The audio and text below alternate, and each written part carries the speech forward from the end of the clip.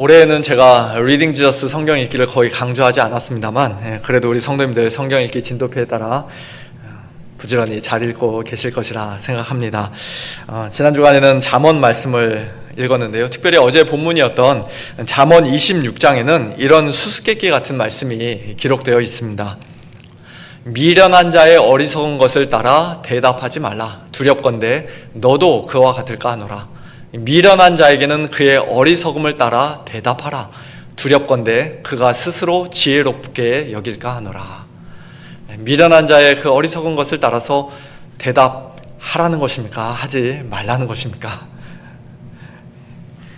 대답해야 할 때가 있는가 하면 대답하지 말아야 할 때도 있다는 것이죠. 일반적으로는 미련한 사람의 말 같지도 않은 말, 어리석은 말에 우리가 굳이 대꾸하지 않고 대답도 하지 않는 게 당연히 지혜로운 일일 것입니다만, 그러나 끝까지 침묵을 지킬 수 없는, 침묵해서는 안 되는 그런 상황, 어떤 예외적이고 불가피한 상황이 얼마든지 있을 수 있다는 것입니다. 그와 같은 상황들을 잘 분별해서 적절한 때에 올바르게 대처하는 사람이 바로 참으로 지혜롭고 성숙한 성도라고 할 수 있을 것입니다. 오늘 고린도후서 11장에서 사도 바울은 우리에게 바로 그와 같은 지혜를 보여주고 있습니다. 지난주에 우리가 살펴보았듯이 사도 바울은 자기 자랑이라는 것에 대해서 굉장히 부정적이었습니다. 자랑하는 자는 주 안에서 자랑하라고 말씀했습니다. 하지만 그의 대적들이 그를 완전히 무시하고 비난하고 비방하면서 자기들을 스스로 자랑하는 그런 모습을, 완전히 선을 넘어버리는 그런 모습을 사도 바울은 더 이상 그저 가만히 보고만 있을 수가 없었기에 이제는 어쩔 수 없이 자기도 조금 자랑하겠노라고 말씀합니다. 오늘 본문 1절, 원하건대 너희는 나의 좀 어리석은 것을 용납하라. 청하건대 나를 용납하라. 여기서 나의 좀 어리석은 것이라는 표현이 바로 자기 자신을 이제부터 자랑하겠다는 것인데요. 혹 어리석게 들리더라도 좀 용납하고 참아 달라는 것입니다. 사도 바울이 이처럼 어리석게 자기를 자랑하는 이유는 단순히 기분이 나쁘고 자존심이 상해서가 아니었습니다. 자신의 구겨진 체면과 실추된 명예를 다시 회복하기 위해서가 아니었습니다. 오히려 고린도 교회 성도들을 위한 열심 때문이라고.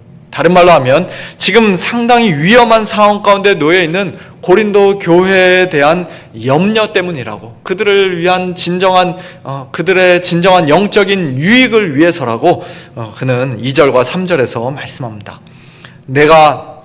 내가 하나님의 열심으로 너희를 위하여 열심을 내노니 내가 너희를 정결한 처녀로 한 남편인 그리스도께 드리려고 중매함이로다. 그러나 나는 뱀이 그 간계로 하와를 미혹한 것 같이 너희 마음이 그리스도를 향하는 진실함과 깨끗함에서 떠나 부패할까 두려워하노라. 이 말씀을 제대로 이해하기 위해서는 이스라엘의 독특한 결혼 제도를 우리가 좀 더 자세히 알아야 할 필요가 있는데요. 옛날 이스라엘에서는 서로 사랑하는 남녀가 정식으로 결혼하기 전에 약혼 또는 정혼을 먼저 했습니다. 부부로서의 법적인 효력은 사실 그때부터 이미 시작되는 것이었지만, 그러나 본격적인 결혼 예식을 치르기 전까지 약 1년 동안 남편과 아내는 각자 자기 집에서 예전과 똑같이 부모님과 함께 살면서, 특별히 아내는 자기 아버지의 보호와 책임 아래 있으면서 일종의 검증 기간을 거쳐야만 했습니다. 그 1년 동안 두 사람 다 딴 데 한눈 팔지 않고 엉뚱한 마음 품지 않고 상대 배우자에 대한 정절과 순결을 잘 지켜야 드디어 결혼식 날 모든 사람들의 축복 속에서 아주 성대한 결혼 잔치를 벌일 수가 있는 것이지, 그렇지 않고 중간에 누군가 바람을 핀다든지 하면 그 결혼은 성사될 수가 없는 것이에요. 그런 짓을 한 사람은 구약시대에 돌에 맞아 죽어야 했을 정도로 아주 큰 죄를 범한 것이었고, 설령 죽지 않는다 할지라도 그런 죄는 충분한 이혼 사유가 되었습니다. 오늘날처럼 그냥 결혼하기 전에 파혼이 아니라 그 기간 중에 헤어지는 것은 이혼이에요. 정식 이혼이었기 때문에 이혼 증서를 써줘야만 했습니다. 일찍이 요셉과 정혼했던 마리아가 바로 그 기간 중에 임신하는 바람에, 물론 성령으로 잉태된 것이었습니다만, 그 사실을 처음엔 전혀 알 수 없었던 요셉이 그의 아내 마리아와 조용히 이혼하려고 했던 것을 우리는 복음서 말씀을 통해서 보게 됩니다. 어쨌든 지금 고린도 교회 성도들의 영적인 상태가 마치 그와 같은 위험에 처해 있다고 사도 바울이 말씀하시는 것이에요. 고린도 교회 성도들은 물론 창세전 하나님의 예정 가운데 되어진 일입니다만, 우리 인간편에서 보자면 일찍이 사도 바울이 전한 복음을 듣고 예수님을 참되게 믿어 그리스도의 아내, 그리스도의 신부가 되었습니다. 법적으로는 이미 부부이지만, 그러나 예수님 이 땅에 다시 오시는 재림의 날까지, 어린 양의 혼인잔치 그 결혼식 날까지 신랑이신 그리스도와 신부인 고린도 교회는 서로 멀리 떨어져서 살고 있는 것이에요. 그 정혼 기간 동안 신부는 자기 아버지의 보호와 책임 아래서 자기 남편을 향한 정결과 순결을, 진실함과 깨끗함을 계속해서 유지해야만 하는 것입니다. 사도 바울은 고린도 교회 성도들에게 처음으로 복음을 전하고 거기서 교회를 처음 개척했던 자로서, 즉 그들의 영적 아버지로서 막중한 책임감을 가지고 그들을 돕고 보호해 주기를 원했습니다. 그래서 하나님의 열심으로, 다른 말로 하면 구약 이스라엘 백성들이 영적으로 간음하는 것을 결코 그냥 두고만 보지 않으셨던, 참지 않으셨던 하나님의 질투심으로 사도 바울은 고린도 교회를 그녀의 남편인 그리스도께 가장 순결한 신부로, 정결한 처녀로 드리기를 간절히 원했던 것입니다. 그런데 그 일을 가로막고 방해하는 사람들이 고린도 교회에 들어온 것이에요. 창세기 3장에서 뱀이 그 간계로 하와를 미혹했던 것처럼 고린도 교회 성도들의 마음을 그리스도를 향하는 진실함과 깨끗함에서 떠나 부패하게 만들려 하는 그런 자들이 고린도 교회에 들어와 활개치고 성도들을 미혹하고 있다는 그런 소식을 사도 바울이 전해 듣게 된 것입니다. 그러니 사도 바울이 어찌 계속해서 침묵을 지키고 그저 가만히 지켜보고만 있을 수가 있었겠습니까? 설령 어리석게 보일지라도, 자기 자랑을 좀 하더라도 어떻게든지 그들의 정체를 만천하에 폭로하고 그들로부터 고린도 교회 성도들을 보호하겠노라는 사도 바울의 뜨거운 열심과 또 진심 어린 사랑을 우리는 오늘 본문 말씀을 통해서 다시 한번 확인하게 됩니다. 오늘 본문에서 사도 바울은 몇 가지로 자기 자랑을 하는데요. 먼저 5절, 나는 지극히 크다는 사도들보다 부족한 것이 조금도 없는 줄로 생각하노라, 그렇게 말씀합니다. 여기서 언급하고 있는 지극히 크다는 사도들, 소위 슈퍼 사도들을 예루살렘에 있는 참된 성도들이라고 생각하시는 분들도 물론 있습니다만, 그러나 그보다는 지금 고린도 교회에 들어와 자기들을 스스로 높이고 성도들을 미혹하는 거짓 선지자들을, 거짓 사도들을 가리키는 냉소적인 표현으로 보는 것이 문맥상 좀 더 어울리는 해석인 것 같습니다. 그들은 앞에서도 우리가 이미 살펴보았던 것처럼 말을 굉장히 유창하게, 화려하게, 부드럽게 잘했던 자들이었던 것 같아요. 그래서 사도 바울은 오늘 본문 6절에서 또다시 이렇게 말씀합니다. 내가 비록 말에는 부족하나, 말에는 내가 아주 전문적으로 훈련받은 사람인 것처럼 보이지 않을 수도 있으나, 그러나 지식에는 그렇지 않다라고 말씀합니다.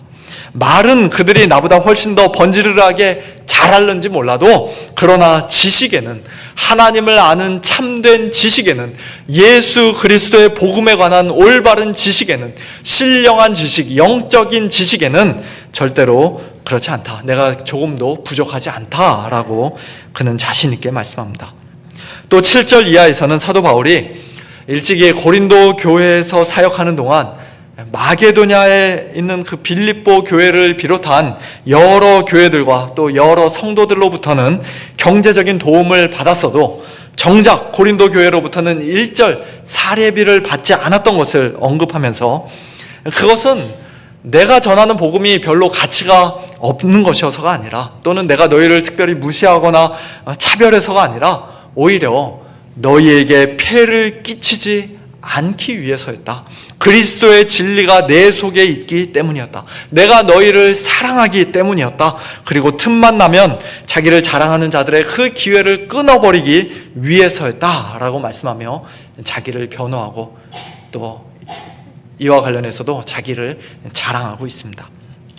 그러면서 뱀과 같이 간교한 말로 고린도 교회 성도들을 미혹하고 그들의 마음을 부패하게 만들려 하는 자들의 정체를 사도 바울은 오늘 본문 13절 이하에서 드디어 분명하게 확실하게 밝힙니다. 그런 사람들은 거짓 사도요 속이는 일꾼이니 자기를 그리스도의 사도로 가장하는 자들이니라.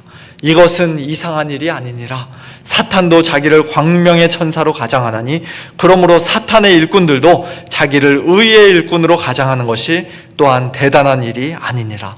그들의 마지막은 그 행위대로 되리라.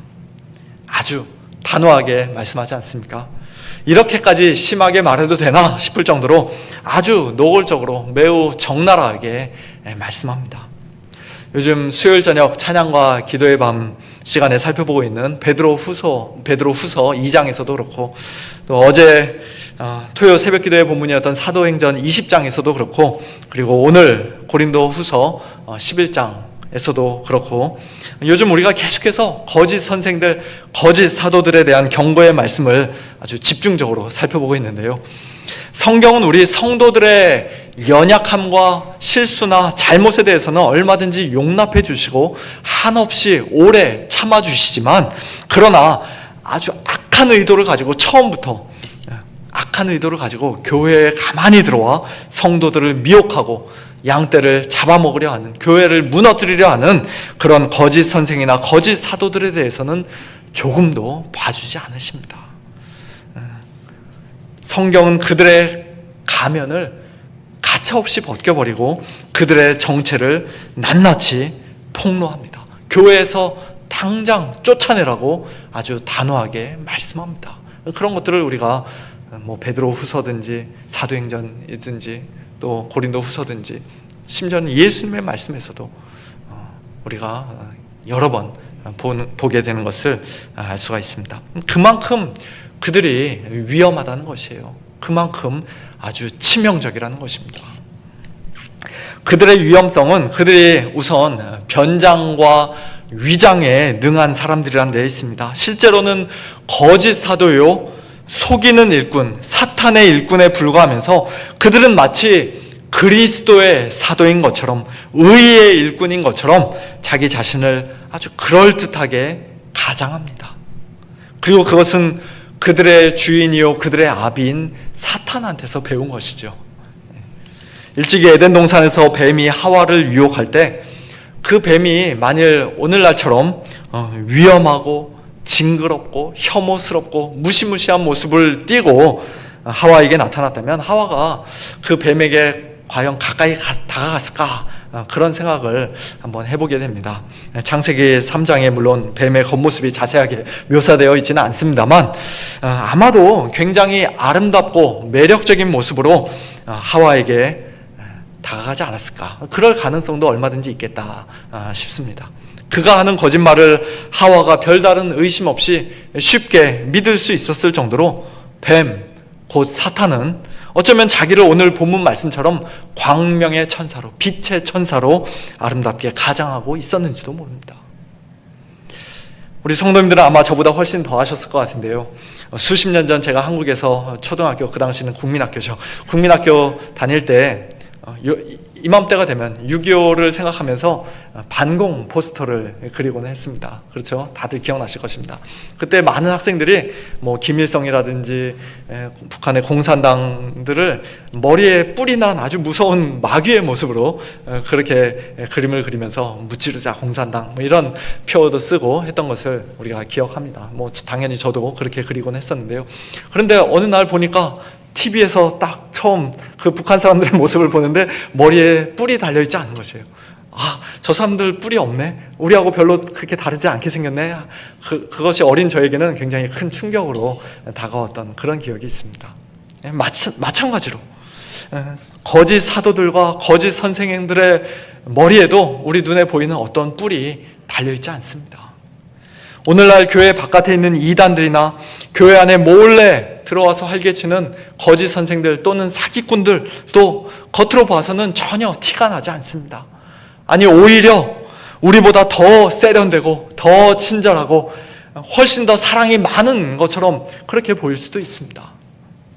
그런데 나중에 그 정체가 드러날 때 보면 그동안 그들이 철저하게 가면을 쓰고 있었다는 사실에, 모든 사람들을 완전히 감쪽같이 속이고 있었다는 사실에 모두가 다 경악하는 것이죠.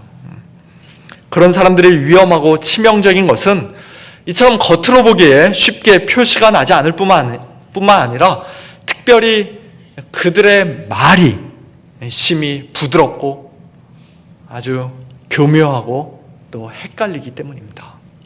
오늘 본문 4절에서 사도 바울은 그 거짓 사도들이 왜 그렇게 위험한 자들인지, 그들이 고린도 교회 성도들을 어떤 식으로 미혹했는지 분명히 말씀합니다.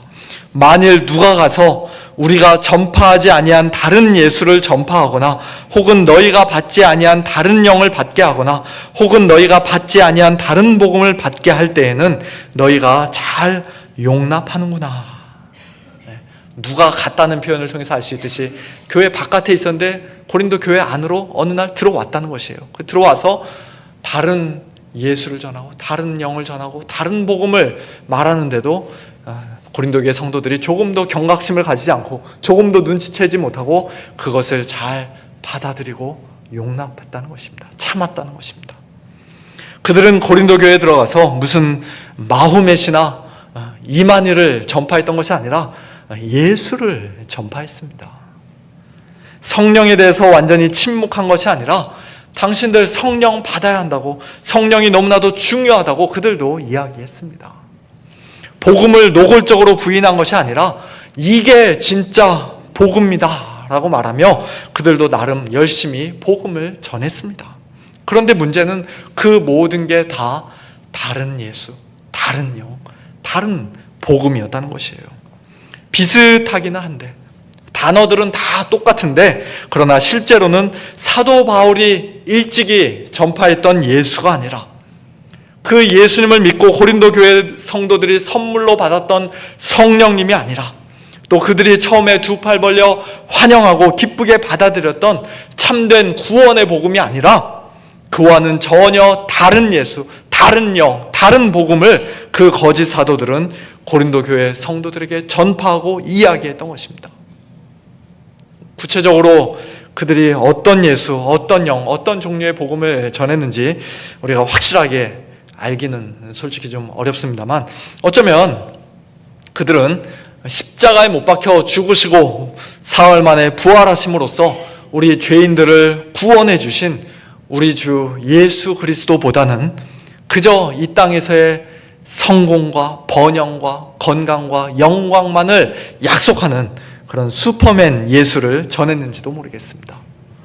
성도들로 하여금 예수님을 본받아 더욱 거룩하고 순결하고 겸손한 삶을 살게끔 하시는 그런 인격적인 성령님이 아니라 그저 눈에 보이는 화려한 은사나 기적적인 능력만을 강조하고 황홀경과 같은 어떤 신비한 영적 체험만을 강조하는, 그래서 성도들로 하여금 영적으로 더욱더 교만하게 만들고 다른 사람들 앞에서 자기 자신을 높이게 만드는 그런 영을 전했는지도 모르겠습니다.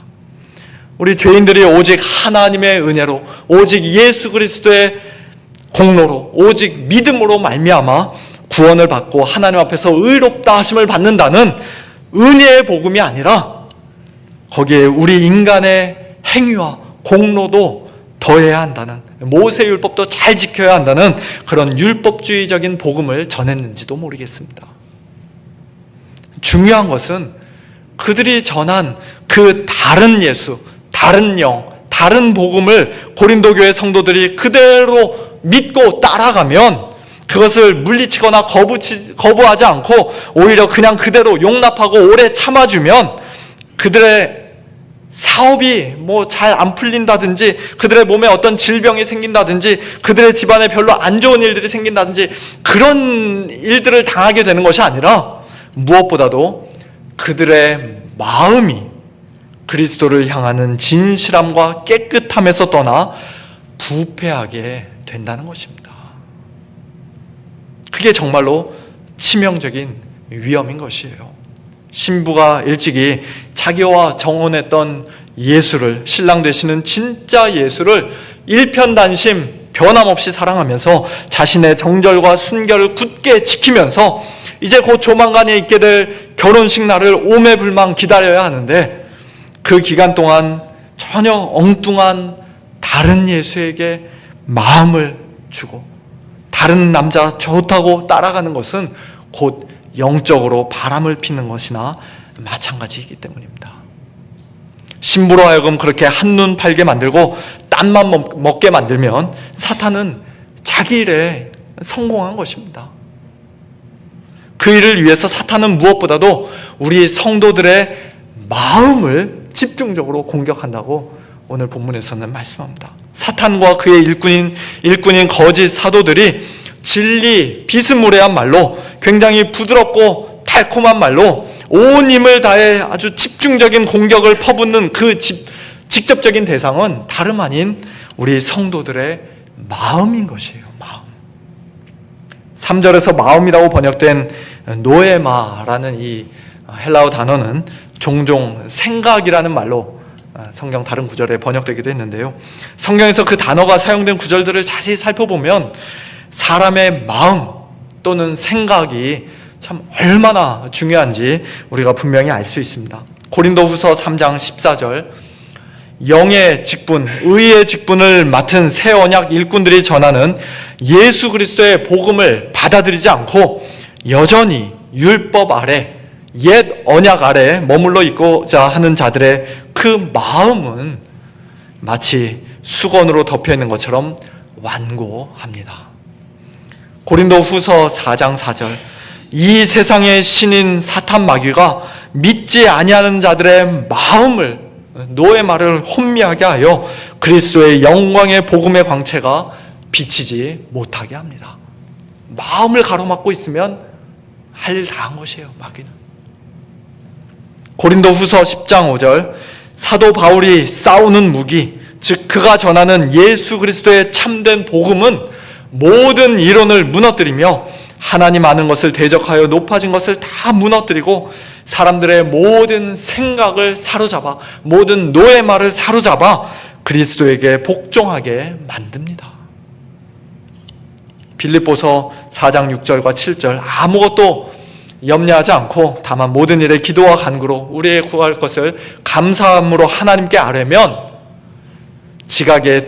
모든 지각에 뛰어난 하나님의 평강이 그리스도 예수 안에서 우리의 마음과 생각을, 우리의 카르디아와 우리의 노의 말을 지켜주시겠다 약속하셨습니다.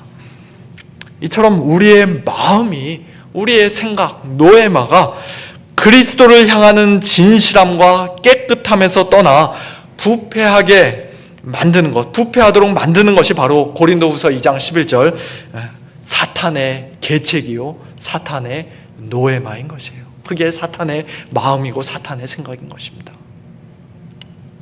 한마디로 사람의 마음 또는 생각은 하나님과 사탄의, 또한 하나님의 일꾼들과 사탄의 일꾼들의 치열한 영적 전쟁터인 것입니다. 물론 궁극적으로는 하나님께서 우리 성도들의 마음과 생각을 복음으로, 성령으로 온전히 새롭게 하시고 그리스도 예수 안에서 하나님의 평강으로 끝까지 굳게 지켜주실 것을 우리는 분명히 믿고 확신합니다만, 동시에 우리는 잠언 4장 23절 말씀처럼 모든 지킬 만한 것 중에 더욱 우리의 마음을 지켜야 할 의무가 있습니다. 왜냐하면 생명의 근원이 바로 거기서 나기 때문입니다. 사랑하는 성도 여러분, 오늘 이 시간 우리의 마음과 생각, 우리의 노예만은 과연 어떤 상태에 있습니까? 어디에 있습니까? 몸은 비록 이 자리에 나와 예배드리고 있지만 우리의 마음은, 우리의 생각, 우리의 노예만은 언제부터인가 그리스도를 향하는 진실함과 깨끗함에서 혹시 멀리 떠나 있고 부패하여서 마음이 둘로 나뉘어져 있고 음란하게 양다리를 걸치고 있는 것은 아닙니까? 일찍이 사도 바울이 전파했던 예수보다는, 성경이 우리에게 분명히 계시해 주신 예수님보다는, 우리를 위해 죽으시고 부활하심으로써 우리 죄인들의 주와 구주가 되시고 교회의 신랑이 되신 참된 예수님보다는 우리에게 고난 없는 영광을 주겠노라, 십자가 없는 부활을 주겠노라, 그저 이 땅에서의 부와 명예와 권력과 성공을 주겠노라 약속하는 그런 다른 예수를 우리가 혹시 더 좋아하고 있지는 않습니까? 우리 안에 늘 거하시면서 우리로 하여금 예수님의 거룩하고 아름다운 형상을 날마다 닮아가게 하시고 본받게 하시는 성령님보다는, 비록 우리의 겉사람은 낡아질지라도 우리의 속사람을 날로 새롭게 하시고 강건하게 하시며 우리에게 천국의 소망 풍성히 부어주시는 성령님보다는 그저 당장 눈에 보이는 화려하고 요란한 것으로, 무분별하고 무질서한 소위 성령의 은사와 능력으로 우리 스스로를 자랑하게 만들고 남들 앞에서 교만하게 만드는 그런 다른 영을 우리가 혹시 사모하고 있는 것은 아닙니까? 우리로 하여금 오직 예수님만을 전적으로 의지하게 만들고 오직 하나님께만 모든 영광 올려드리게 만드는 예수 그리스도의 십자가와 부활의 복음보다는, 하나님의 은혜의 복음보다는, 그래도 내가 미약하나마 뭔가 좀 기여를 해야 되고 내가 공로를 열심히 쌓아야 구원을 받고 복도 받을 수 있다는, 또 그 복이라는 것도 따지고 보면 결국 다 하나같이 세상적이고 정욕적인 것에 불과한 그런 다른 복음에 우리가 혹시 더 귀를 기울이고 있는 것은 아닙니까? 만일 그렇다면 우리는 이 시간 하나님 앞에서 다시금 회개해야 할 것입니다. 우리의 신랑이요 정혼자가 되시는 그리스도를 향해 다시금 우리의 눈을, 아니 우리의 마음을 굳게 고정해야 할 것입니다. 예수님을 믿습니다, 내가 예수님 사랑합니다 라는 입술의 고백이 중요한 것이 아니라 과연 어떤 예수를 믿는가, 어떤 예수를 사랑하고 있는가가 중요한 것이에요. 어떤 복음을 믿고 있는가가 중요한 것입니다. 자기는 한평생 예수님 잘 믿었다고 생각했는데, 최선을 다해 열심히 잘 섬겼다고 생각했는데, 주님의 이름으로 이런저런 대단한 일들 상당히 많이 했다고 생각했는데, 마지막 날 주님 앞에 섰을 때 내가 너희를 도무지 알지 못하니 불법을 행하는 자들아 내게서 떠나가라는 청천벽력 같은 우리 주님의 말씀을 듣게 된다면, 그보다 더 무섭고 끔찍한 일은 아마 세상에 없을 것입니다. 그러므로 세계적으로 아무리 유명한 목사라 할지라도, 청산유수와 같이 설교를 굉장히 유창하게 잘하는 사람이라 할지라도, 그런 사람들을 우리는 아무 의심 없이 무조건 믿고 따라가서는 안 됩니다.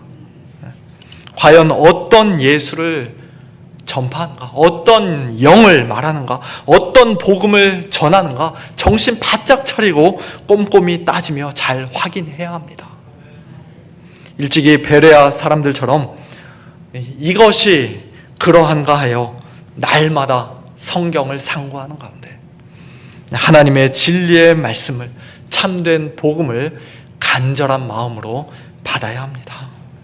하나님께서 우리 모두에게 큰 은혜 주시고 또 우리의 마음과 생각을 늘 굳게 붙잡아 주셔서 그리스도를 향하는 진실함과 깨끗함에서 멀리 떠나지 않고 주님께 대한 정절과 순결을 끝까지 잘 지킨 그런 정결한 처녀로 마지막 날 우리의 신랑이신 예수 그리스도 앞에 기쁘게 서는 복된 저와 여러분, 우리 모두가 될 수 있기를, 우리 서문장로교회가 될 수 있기를 예수님의 이름으로 축원합니다.